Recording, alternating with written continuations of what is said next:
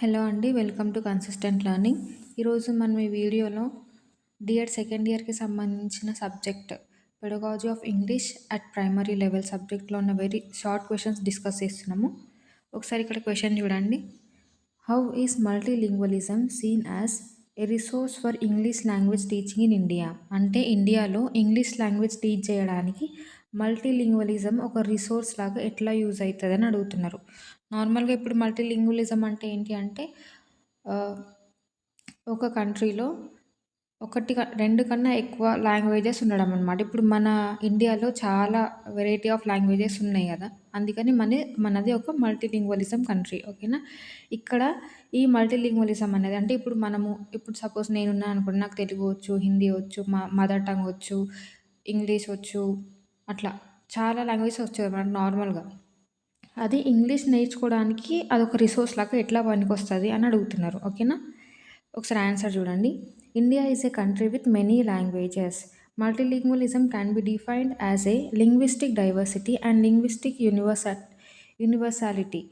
India is a perfect example of multilingualism. ఇక్కడ ఏమంటున్నారు? India is a country with many languages. మన ఇండియాలో చాలా లాంగ్వేజెస్ ఉన్నాయి. Multilingualism can be defined as linguistic diversity. అంటే multilingualism అంటే ఏంటి అంటే లింగ్విస్టిక్ డైవర్సిటీ అంటే వెరైటీ ఆఫ్ లాంగ్వేజెస్ వాడకంలో ఉండడం, మనం యూజ్ చేయడం. ఓకేనా? India is a perfect example of multilingualism. మల్టీలింగ్వలిజంకి బెస్ట్ ఎగ్జాంపుల్ ఏది? ఇండియా. ఓకేనా? There are approximately 15 official languages in India and around 1500 dialects and varieties. ఇక్కడ చూడండి ఎన్ని అఫీషియల్ లాంగ్వేజెస్ ఉన్నాయంటున్నారు. 15 అఫీషియల్ లాంగ్వేజెస్ ఉన్నాయి. ఇంకా 1500 వెరైటీస్ ఆఫ్ డైలెక్ట్స్ ఉన్నాయన్నమాట. అంటే ఇక్కడనే చూడండి ఎన్ని వెరైటీ ఆఫ్ లాంగ్వేజెస్ ఉన్నాయో. కాబట్టి మన ఇండియా అనేది ఒక మల్టీలింగ్వలిజం కంట్రీ. ఓకేనా? A polyglot is a person who can speak more than 2 languages with approximately equal is and comfort. అంటే పాలీగ్లాట్ అంటే ఏంటంటే ఒక పర్సన్ 2 కన్నా ఎక్కువ లాంగ్వేజెస్ ఈజీగా, కంఫర్ట్‌గా అంటే నీట్‌గా రావడం అనమాట వాళ్ళకి. ఓకే. దాన్ని మనం ఏమంటాం? పాలీగ్లాట్ అని అంటాం. అంటే ఆ పర్సన్‌ని మనం పాలీగ్లాట్ అంటాం. 2 కన్నా ఎక్కువ లాంగ్వేజెస్ ఎక్కువ మంచిగా ప్రొఫిషియంట్‌గా రావడాన్ని పాలీగ్లాట్ పర్సన్ అని అంటాం. ఓకేనా? A polyglot in India is surely able to use English as a second language. ఇప్పుడు సపోజ్ మనమే ఉన్నామనుకోండి. మనం పాలీగ్లాట్ ఎందుకు? మనం మదర్ టంగ్ మాట్లాడతాం. అంటే ఇప్పుడు తెలుగు అనుకోండి. తెలుగు మాట్లాడతాం. మనం ఇంగ్లీష్ కూడా మాట్లాడతాం. హిందీ కూడా మాట్లాడతాం అట్లా. ఓకేనా? నార్మల్‌గా పాలీగ్లాట్ అనే పర్సన్ ఎట్లా అంటే వీళ్ళు ఏమంటున్నారు? ఇంగ్లీష్‌ని సెకండ్ లాంగ్వేజ్‌గా చూజ్ చేసుకుంటారు అని అడుగుతున్నారు. మనం మదర్ టంగ్ తర్వాత మనం నేర్చుకున్న నెక్స్ట్ లాంగ్వేజ్ ఏంటి? ఇంగ్లీషే కదా! మనం స్కూల్‌కెళ్ళి ఏం నేర్చుకుంటున్నాము? ఇంగ్లీష్ లాంగ్వేజే నేర్చుకుంటున్నాం కాబట్టి ఇంగ్లీష్ యాజ్ ఎ సెకండ్ లాంగ్వేజ్‌గా నేర్చుకుంటారు అని చెప్తున్నారు. It is believed that translation methods can be useful in teaching English in India. ఇప్పుడు చూడండి మనకు మన లాంగ్వేజ్ వచ్చు. మన రీజనల్ లాంగ్వేజ్ మనకొచ్చు. మనం ఇంగ్లీష్ ఎట్లా నేర్చుకుంటాము? నార్మల్‌గా ట్రాన్స్లేషన్ ద్వారానే నేర్చుకుంటాం కదా! అది చెప్తున్నారు ఇక్కడ. ఓకేనా? English is thought as a second language in India, although it has a more prestigious position than many mother tongues.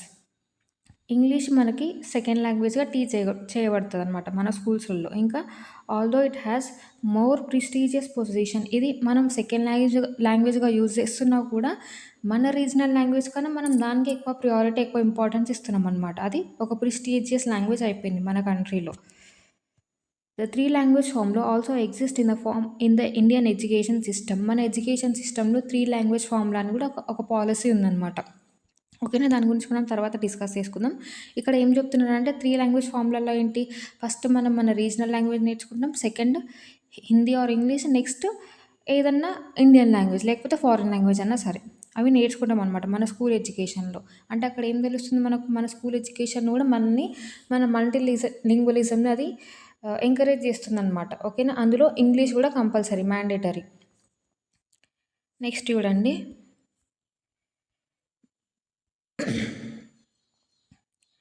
English is considered the lingua franca of the nation. Lingua franca అంటే ఏంటంటే ఇప్పుడు 2 states ఉన్నాయనుకోండి.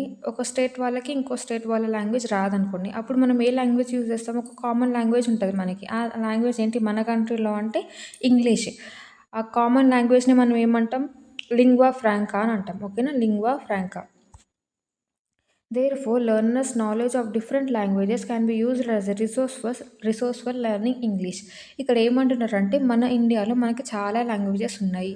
మనం ఆ లాంగ్వేజెస్‌ని base చేసుకొని మనం English నేర్చుకుంటాము.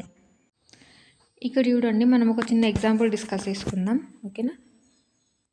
Suppose a child knows Telugu and then learns English. First నాకు తెలుగు వచ్చు. నేను ఇంగ్లీష్ నేర్చుకుంటున్నా. ఇక్కడ ఏమైతుంది, the child already understands what a language is. Already చైల్డ్కి లాంగ్వేజ్ అంటే ఏంటో తెలుసు. Next how sentences communicate ideas, అంటే సెంటెన్స్ ఎట్లా ఫామ్ చేయాలి, మన ఐడియాస్ని మనం ఎట్లా కమ్యూనికేట్ చేయాలి అవి.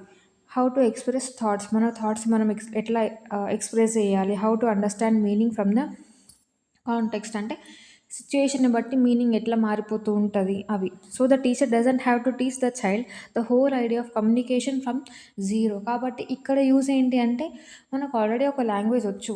ఆ లాంగ్వేజ్ ఏంటి, మనం దాంతో ఎట్లా కమ్యూనికేట్ చేయాలి, మన ఫీలింగ్స్ని ఎట్లా ఎక్స్ప్రెస్ చేసుకోవాలి, ఏ సిచ్యువేషన్కి తగ్గట్టు ఎట్లా మాట్లాడాలి, ఎట్లాంటి సెంటెన్సెస్ వాడాలి, అవన్నీ మనకు ఐడియా ఉంది. కాకపోతే ఒక లాంగ్వేజ్లో ఐడియా ఉంది కదా, ఆ ఐడియాని బేస్గా తీసుకొని ఇప్పుడు టీచర్ మనకి ఇంగ్లీష్ లాంగ్వేజ్ నేర్పిస్తుంది అనమాట. ఇదే మనకు ఒక హెల్ప్ అవుతున్నట్టే కదా, మనం ఫస్ట్ జీరో నుండి స్టార్ట్ చేస్తలేము అట్లా. The teacher can also use Telugu to explain difficult English words or concept. అర్థమైందా? ఇప్పుడు ఇంగ్లీష్లో ఏదైనా డిఫికల్ట్ కాన్సెప్ట్ ఉందనుకోండి, ఏదైనా డిఫికల్ట్ వర్డ్ ఉందనుకోండి, దాన్ని మనం ఎట్లా ఎక్స్ప్లెయిన్ చేస్తున్నాం స్టూడెంట్స్కి, దాని అర్థం ఏంటి అంటే మన రీజనల్ లాంగ్వేజ్లో దాని అర్థం ఏంటి అని చెప్పి అట్లా ఎక్స్ప్లెయిన్ చేస్తున్నాం కదా. అట్లా మన రీజనల్ లాంగ్వేజ్ అన్నా సరే, వేరే ఏ లాంగ్వేజ్ అన్నా సరే ఒక రిసోర్స్గా పనికొస్తుంది మనకి. ఎందుకు? ఇంగ్లీష్ నేర్చుకోవడంలో, ఇంగ్లీష్ టీచ్ చేయడంలో కానీ, ఇంగ్లీష్ నేర్చుకోవడంలో కానీ. ఓకేనా? ఎగ్జాంపుల్ చూడండి. ఇప్పుడు మనకి మన మన లాంగ్వేజ్ వచ్చు. ఏమి, అబ్బాయి పరిగెత్తుతున్నాడు, ఇది మన లాంగ్వేజ్. మనం దాన్ని బేస్ చేసుకొని ఇంగ్లీష్లో ఏమంటాం, ద బాయ్ ఈస్ రన్నింగ్ అని చెప్తున్నాం. ఓకేనా? The child can connect the new English sentences with something already understood in Telugu. అంటే మనకొచ్చిన లాంగ్వేజ్ నుండి కనెక్ట్ చేసుకుంటూ ఇంగ్లీష్ సెంటెన్సెస్ ఫామ్ చేయడం నేర్చుకుంటారనమాట పిల్లలు. This is why the child's other languages can become a resource rather than treating them as a problem. ఇది ఒక ప్రాబ్లమ్గా అనుకోకుండా దీన్ని మనం రిసోర్స్గా తీసుకొని ఫస్ట్ లాంగ్వేజ్ బేస్ చేసుకొని మనం ఇంగ్లీష్ టీచ్ చేస్తే అది మనకు మంచిదన్నమాట. ఓకేనా? నెక్స్ట్ ఇక్కడ ఇంపార్టెంట్ టర్మ్స్ ఉన్నాయి చూడండి. ఇంపార్టెంట్ టర్మ్స్ ఏంటివి అంటే మల్టీలింగ్వలిజం. మల్టీలింగ్వలిజం అంటే ఏంది? The use or knowledge of many languages. అంటే మెనీ లాంగ్వేజెస్ గురించి మనకు ఒక నాలెడ్జ్ ఉండడం, లేకపోతే మనం దాన్ని వాడగలగడం అనమాట. ఓకేనా? లింగ్విస్టిక్ డైవర్సిటీ అంటే ఏంది? The presence of different languages in a society. ఒక సొసైటీలో వెరైటీ లాంగ్వేజెస్ని యూజ్ చేయడము. ఓకేనా? దాన్ని మనం ఏమంటాం? Linguistic diversity. ఇక్కడ మనకి వర్డ్స్లోనే అర్థమైపోతున్నాడు. మల్టీలింగ్వలిజం, చాలా చాలా రకాల లాంగ్వేజెస్ ఉండడం. లింగ్విస్టిక్ డైవర్సిటీ, లింగ్విస్టిక్ అంటే ఏంటి? లాంగ్వేజ్. డైవర్సిటీ అంటే ఏంటి? వెరైటీస్, చాలా లాంగ్వేజెస్ ఉండడం. ఇది కూడా అంతే. నెక్స్ట్ పాలీగ్లాట్ అంటే, పాలీ అంటే మెనీ, గ్లాట్ అంటే ఏంటంటే మెనీ లాంగ్వేజెస్ రావడం. ఓకేనా? A person who can speak several languages called as polyglot. ఓకేనా? Lingua franca. లింగ్వా ఫ్రాంకా అంటే ఏంటి? A common language used for communication between people who have different mother tongues. అంటే ఇప్పుడు నాకు ఒక మదర్ టంగ్ ఉంది, మీది ఒక మదర్ టంగ్ అనుకోండి, మనం ఎట్లా కమ్యూనికేట్ చేస్తాము?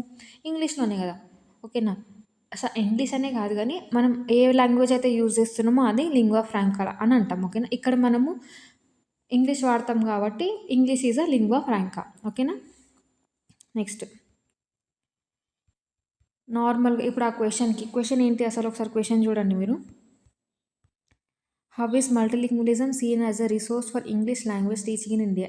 ఇండియాలో ఇంగ్లీష్ టీచ్ చేయడంలో మల్టీలింగ్వలిజం ఒక రిసోర్స్ లాగా ఎలా పనికొస్తుంది అని అడుగుతున్నారు. మెయిన్ సింపుల్ ఆన్సర్ ఏంటి అంటే children's knowledge of other languages can be used to understand, compare, explain and learn English better. మనం ఇంగ్లీష్ని బెటర్గా నేర్చుకోవడానికి, అర్థం చేసుకోవడానికి అవి మన ఫస్ట్ లాంగ్వేజ్ అనేది చాలా మంచిగా హెల్ప్ అవుతుంది. ఓకేనా? మీకు ఈ కాన్సెప్ట్ అర్థమైంది అనుకుంటున్నాను. మీకు ఒకవేళ ఇంకేమైనా డౌట్స్ ఉంటే మీరు కామెంట్ సెక్షన్లో మెన్షన్ చేయండి. ఇది పీడిఎఫ్ నేను అంటే ప్రతి ఒక్క షార్ట్ ఆన్సర్ పీడిఎఫ్ నేను టెలిగ్రామ్ ఛానల్లో అప్లోడ్ చేసి మీరు అక్కడ నుండి డౌన్లోడ్ చేసుకొని చదువుకోండి. ఓకేనా?